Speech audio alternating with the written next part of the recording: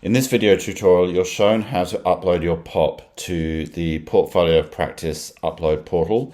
The purpose of this is so that your PoP is accessible via the LMS, and it's accessible to you and it's accessible to me. So what you're actually doing with this is you're submitting your portfolio, your live portfolio, into what is effectively an assessment Dropbox. This part of it is not an assessment, so this is not assessment 1, 2, or 3. This is a way that you and I can access your portfolio so that we can talk about your ideas, talk about perhaps some of the challenges you're having with it. I can help you with some of the design functionality on Canva. So it's that way of sort of building a collaboration between you and me so that I can help you. I really must reiterate that this is not the submission of an assessment task. I must also reiterate that the only people that can see this are going to be you and me. So when you go into the LMS, go into the assessment portal, scroll down to where we've got the portfolio of practice information, and you'll see there's a link that says PoP upload portal. And this, in effect, is, as I said, I'm using the assessment functionality, but it's not an assessment.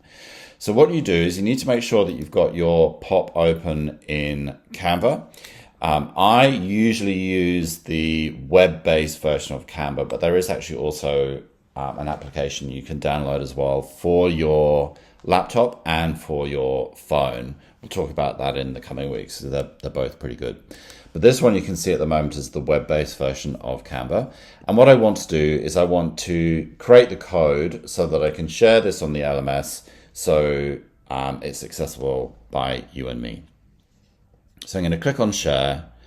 I'm going to go to the live code, the live embed option.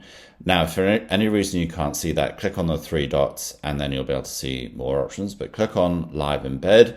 Yours currently won't have the green icon in there because my code is already live because I've shared it so many times before.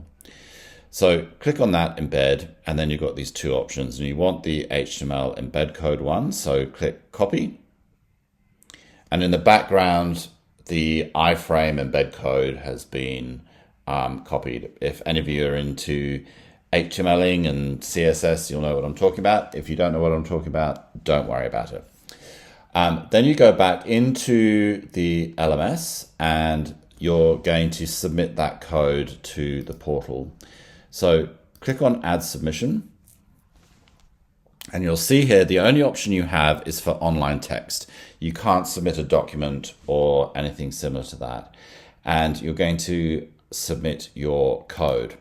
Now, if you submit the code directly, so if you paste your code now, it's going to look like this, and that won't work, okay? So I'm just going to quickly delete what I've done there. And instead, I'm going to, first of all, click on view. And once I've clicked on view, I'm going to click on source code. And this will give you a different looking dialog box. This box is set up to handle HTML code or understand it and read it. And at this point, I paste my code. And don't worry that it's all one great big long line. That's what it is initially. Click on save. And you'll see that my PoP opens up in that window. So click on save changes.